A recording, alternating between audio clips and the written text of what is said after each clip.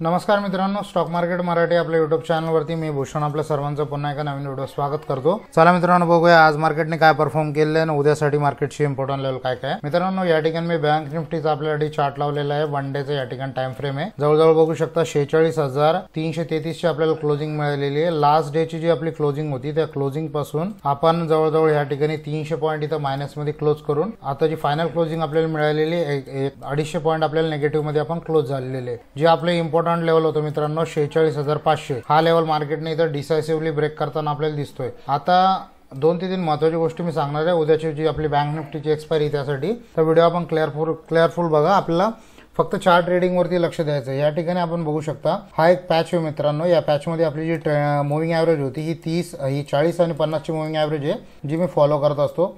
ही moving average आपल्याला पूर्णपणे एकदम स्ट्रेट लाईन मध्ये आपल्याला दिसते की ह्या झोन मध्ये बघू शकता जे पण कॅन्डल्स ग्रीन आहे ना, तर ग्रीन कॅन्डल खूप चांगली या ठिकाणी पॉझिटिव्ह वे मध्ये आपल्याला मोमेंटम दिलेलं आहे। पण जेव्हापासून मार्केटने हे फ्लॅट ची मूव्हिंग ॲव्हरेज ही फ्लॅट मूव्हिंग ॲव्हरेज बनवायला रेडी केलं आहे तर कुठल्याही प्रकारचं एक डिसिजन मार्केटचा क्लिअर कट आपल्याला इथं दिसत नाहीये। तर उद्याच्या डेटला जसं की आपण इथं फिन निफ्टी मध्ये बघू शकता, हा फिन निफ्टी मध्ये आजचा डे बघू शकता या ठिकाणी पूर्णपणे फ्लॅट फिन निफ्टीने इथं आपल्याला आज मोमेंटम दिली, ना वरती गेलं ना खाली गेलं, ना वरती गेलं ना खाली गेलं। आता याच्यामध्ये मी तुम्हाला एक कामाची गोष्ट दाखवतो। मी आज फिन निफ्टी मध्ये ट्रेड केलं, पण जर माझा तुम्ही लॉस जर बघितला ना तुम्हाला बिलीव्ह होणार नाही की इतका लॉस पण कोणी घेऊ शकतं।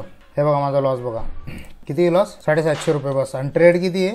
एकच ट्रेड आहे, सिंगल ट्रेड आहे। शिकायला काय मिळतं आपल्याला याच्यातून माहिती आहे? या ठिकाणी मला लिटरली सांगा किती लोकांनी आज ट्रेड केलेलं आहे फिन निफ्टी मध्ये। आणि आपण बघू शकता इथं बायर आले, बायरचा स्टॉप लॉस खाल्ला, नंतर इथं सेलर आले, सेलरचा स्टॉप लॉस खाल्ला, नंतर बायरचा स्टॉप लॉस खाल्ला, सेलरचा स्टॉप लॉस खाल्ला। हा जो दिवस असतो ना, या दिवसामध्ये मार्केट आपल्याला पूर्णपणे जे आहे आपल्याला म्हणजे जर तुम्ही समजा 4 दिवस ट्रेड केले आणि तुमच्या अकाउंटमध्ये तुम्ही 4,000 प्रॉफिट मध्ये केलेले ना, मी तुम्हाला मार्केटने सांगतो जे नवीन लोक आहे ना त्यांना मार्केट 8,000 मायनस मध्ये घेऊन जातं बरोबर या अशा डे मध्ये। कारण की थांबणं कुठं आहे ते त्यांना माहिती नाही। त्यांना फक्त काय वाटतं, आता मी इथून बाय केलं, इथून थोडासा प्रॉफिट दिसला, डबल लॉस दिसला, आता मी इथून सेल करतो, इथून घेतलं, सेल केल्यानंतर थोडंसं खाली गेलं, परत वरती गेलं, परत खाली वरती वॉटर गोष्ट। मॉरल ऑफ द स्टोरी काय आहे, तुम्हाला जे रिस्क मॅनेजमेंट मनी मॅनेजमेंट जे मी सांगत राहतो ते मी आधी स्वतः पण फॉलो करतो, त्याच्यामुळे सांगतो।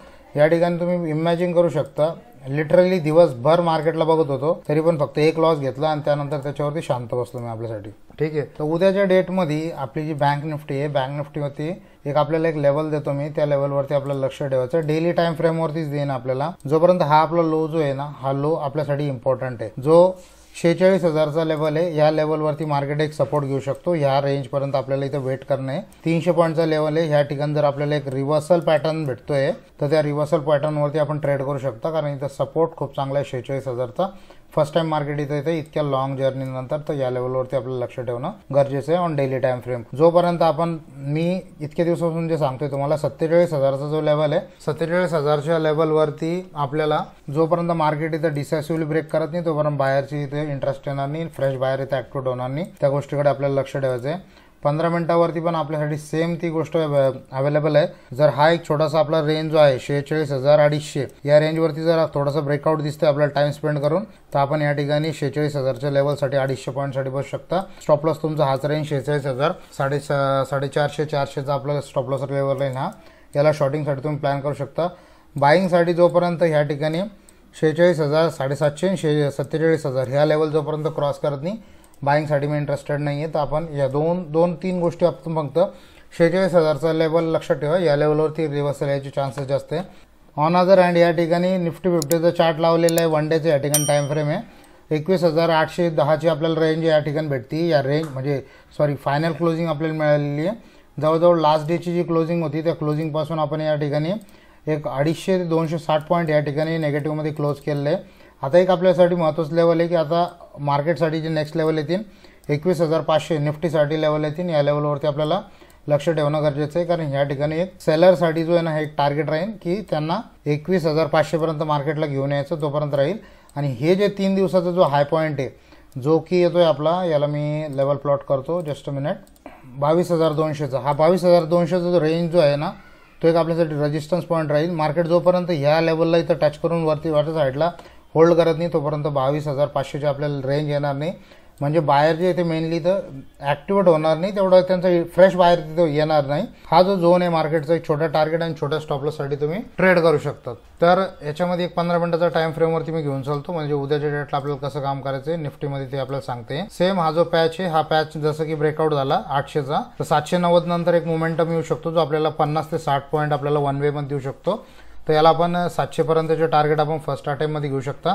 रेजिस्टन्स पॉईंटसाठी 21,900 ते 21,000 या रेंजमध्ये जर तुम्हाला एखादा जर बेरिश पॅटर्न दिसतोय किंवा रिव्हर्सल पॅटर्न दिसतोय, त्याला सुद्धा तुम्ही ट्रेड करू शकता निगेटिव्ह साईडला. तर मित्रांनो, हा जो लॉस आहे, हा लॉस जो आहे ना, तुम्ही परत परत बघा का साईडवेज मार्केट होतं, पण फक्त एकच ट्रेड करून शांत बसलो. तर याच्यातून काहीतरी आपण एक पॉझिटिव्ह मेसेज घ्या की मार्केटमध्ये जे आहे ना, आपल्याला 3 दिवस आपले कमवायचे राहते, 9 दिवस आपले कमवायचे राहते. पण जे 3 दिवस जे आपण कमवतो त्याच्यामधलं एक दिवस पण आपण एक चांगला रिस्क टू रिवॉर्ड फॉलो केला, तर आपले हे 9 दिवसाचे लॉस आपले कव्हर होऊन जाईल.